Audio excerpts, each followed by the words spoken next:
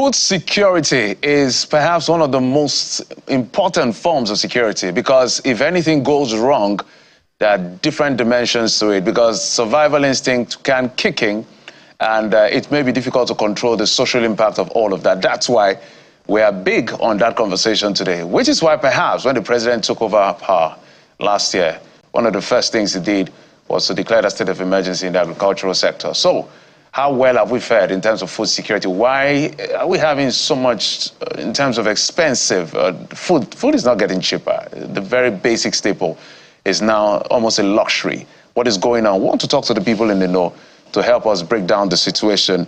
Abubakar Dansadao is an agri consultant and a rice miller. He joins us via Zoom from Kaduna State. And Mr. David Ezonyekwere, a farmer, founder, Cheap Market Deal, joins us from Abuja studio. Gentlemen, thank you so much for coming on the program. Thank you very much for having me on board. All right, let me talk to you, David, first, before I go to Mr. Dansandao on this particular one. Maybe help us. You've been on the road, literally. If you're following you on social media, you are in different states of the country going to buy food from farmers and selling them in different markets. You know the security situation firsthand. So maybe walk us through some of the things that may not be popular in the media that is affecting what is going on in terms of our food situation.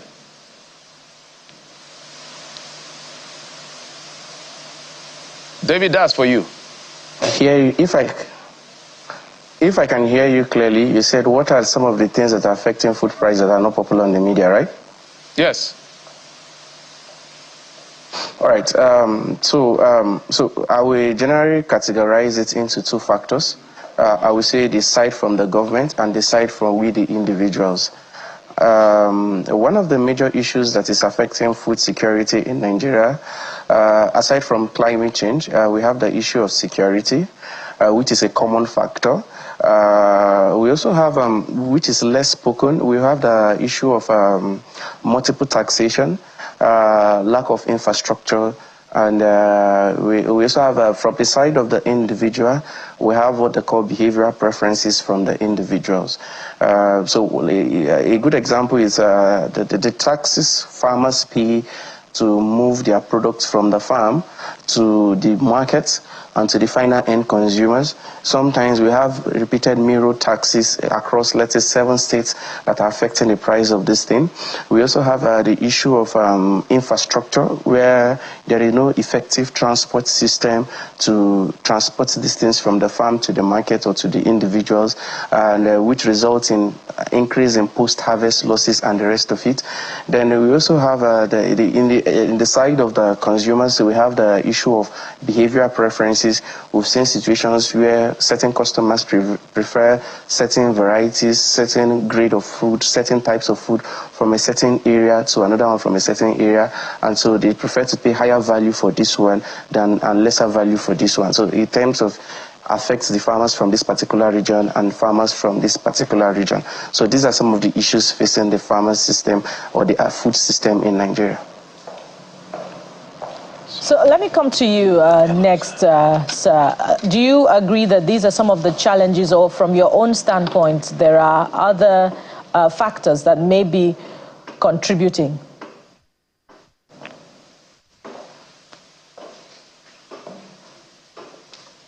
Yeah, so there are, but I can't say certain things on air. Let me just put it that way, because we all know that food security is a very sensitive issue to discuss in Nigeria. And once you start discussing food security in Nigeria, you might likely, it's a very tight rope to walk on. But I'm going to give you some of the issues. I'm going to still say some of these things again. Security, everybody knows is security. Security is a general issue facing Nigeria. For example, I was taking a toll of all the local governments in Nigeria, and I calculated that out of the 774 local governments we have in Nigeria, about more than 10% of these local governments are under one form of insecurity threat or another. For example, in Niger State, out of 20 plus local governments, we have 12 local governments that are under bandit attack, and these things are This out of this 20 plus the 12, this represents more than 40% of the local government. Now, taking that number and running it across all the local governments in Nigeria, you discover that more than 70 plus local government across Nigeria, not just in the north, are experiencing one form of insecurity threat or the other. Now, for the area of the insecurity, I have limited action to do, but I'm going to focus on the area where I and you have something to play out, which is the area of multiple taxation, which is the area of consumer behavior, which is the area of climate change, which is the area of infrastructure, which is the area of what's it called, irregular mining, because this is emerging as a new threat to the agric system in Nigeria, a situation where agric lands are being converted rapidly into mining sites. So this is already causing a strain on the already fragile food system we have in Nigeria. Then we also have the issue of crop failures, resistivity to pests, cost of input, which is a very big factor that is being exhibited by, which is increased by the economy of the country. For example, a bag of fertilizer used to be sold for like 25,000 naira before. That same bag of fertilizer is selling for about 60,000 naira now. That is more than 100% increase in the cost of farm input. Farmers can no longer pay for agric inputs effectively. It's becoming too expensive to farm, and even the guys that farm, let's say 100 hectares, they can't go to their farms now. So while I'm trying to avoid the area of focusing on security, there are also other areas to look out. The inputs, the technical know-how. Absolutely, David. Yeah, because and those are very important points that you're making. So here's what we'll do to make it more robust. Let's go to Abubakar Dansador. You have raised very important point, David. But Abubakar, now to you. You are in the thick of things as well. David goes around, he feels these things from around the country. But you are a rice miller. You're currently in Kaduna. You feel the security or lack of it, I should say. And of course, you handle one of the most important commodities right now, rice. So I'm tempted to ask you if you agree with David on those points. But add to that, this one. Are things getting better right now? Because this has been on for quite some time. So are things getting better such that Nigerians will have some hope or renewed hope? Abubakar, that's for you. Okay, thank you very much. Well, I think he has said it, but in the issue of hope, realistically, honestly, I think we are not on track. Simply because the question is, like he has said, the rising price of input to farmers is on the rise, not arithmetically, but geometrically. And the area coverage that Nigerian farmers cultivate per annum is shrinking every year. One, to the factor of insecurity. Two, to the factor of economy. People cannot afford. A man cultivating 10 hectares this year because of the cost. We have what we call cost per hectare production. So it has increased almost by 300%. So the food production is always on the decrease. And the population of Nigeria, to be candid, is on the increase. So Nigeria have always been in food deficit, be it rice, be it maize, be it cassava, any commodity you can talk of in agriculture in Nigeria, you see that we have a deficit. I can give an example of maize. Why is maize is almost 90,000 naira per bag in northern part this year? Simply because the huge demand from the industry, poultry feed millers, is very high. Every nooks and crannies of this country, you see poultry farms. It's telling you that because of poultry farm, definitely there must be increase in poultry feed. So poultry feed now is major constituent of feed milling is maize. So more than 60%, 65% of maize produced in Nigeria is taken by feed millers. So other food and assorted foods are taking almost 25%, like biscuit and other cookies. So human consumption for maize is barely less than 20%. So the competition between these three major components, rise in the demand, have made the price of maize to skyrocket. And that is why we feel right now that it's rainy season, it is time for government to make sure that they make intervention to subsidize the farm inputs so that farmers can go to farm. Let us increase the area of our farm production, because that is just the only way. Because if we don't increase the food production, I can assure you, any form of mitigating food insecurity, I think it's going to be secondary, not primary. So this, I think, is what we are facing now. So the future, honestly speaking, is really not bright if we move in this direction. But government need to understand intervention is key. And secondly, Nigeria is always talking about export of agricultural produce. In a country where you are already producing at deficit, why are we exporting when we have not met even our own demand? Go to the Wanau Kano market in Kano. We are exporting maize, rice, and almost every food we produce in the north to sub-Saharan Africa. Why? When we have not even met our own demand. If you go to this market, you'll be surprised the number of traders going out of Nigeria.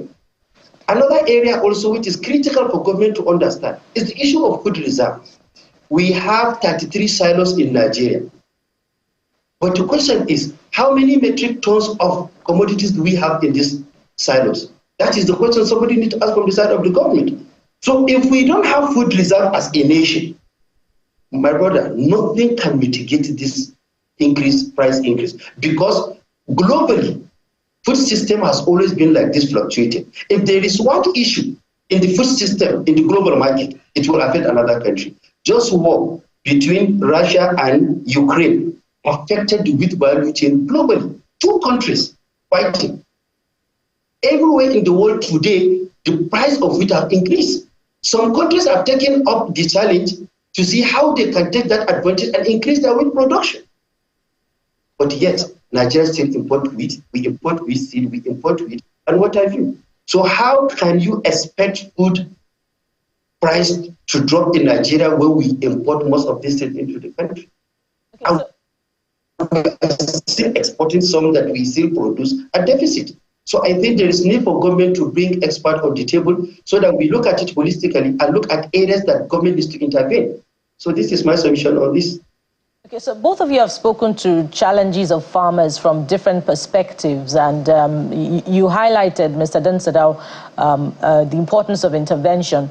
Speaking of which, there seems to have been a deliberate, interventionist approach on the part of government to the challenges of farmers, either directly through the distribution of fertilizers, and in different programs, the president from the federal level had ordered the distribution of fertilizers, and state governments in conjunction with development partners, have provided interventions either in the area of implements, tools, and fertilizers to farmers. The question is, if it's not as far-reaching as it should be, are they, working with the wrong groups, or farmers are not as organized in a group, that they should be organized such that government can reach them? David, I'd like you to start by responding to that. Okay. So now, if you look at the area of intervention from the government, you understand, you look at it from two angles. There's the side the government does on the paper, and there's the side from the field. Now, the government is trying on paper, good. But is it effective in the field? The answer is no. So if you go to Jos South local government area of Plateau State, if you talk to the farmers in those local governments, they will tell you that some of the intervention the federal government is bringing, that they buy it. This is something that was written, do not sell. In 2021, I bought seeds that were boldly written, federal government intervention on fertilizer. I bought fertilizers and seeds. Federal government fertilizer program, national fertilizer program, not to be sold. I bought it. They sold it in the open market. And the other ones, they sold seeds that were donated by one of the European partners to Nigerian that was written not to be sold. I bought it in the market. It was written boldly written not to be sold, but it was being sold in the market.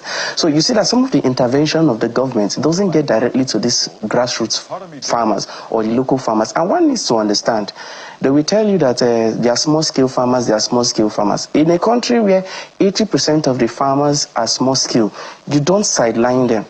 You understand? So this intervention, both the credit scheme, both the extension services, both the input and the rest, most times 100 in, let's say, 8 out of 10 situations doesn't get to these farmers. They just get random pictures, random news and tell you, oh, we've done intervention for farmers. Or even if they are doing it, out of 200 farmers, they're just doing it for a very minute, less than 10% of the farm masses. find out Yes. that what you bought that was not to be sold, as clearly marked, who sold it to you? Okay, so basically, I bought seeds. You understand? And I bought what's it called? Fertilizer.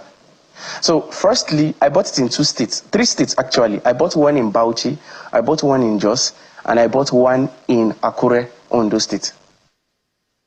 Who sold it to you, So David? these are the issues that are coming. Okay, wanted to find out who sold Dealers. it to you. Is it someone in the market, a supplier? Just maybe a description.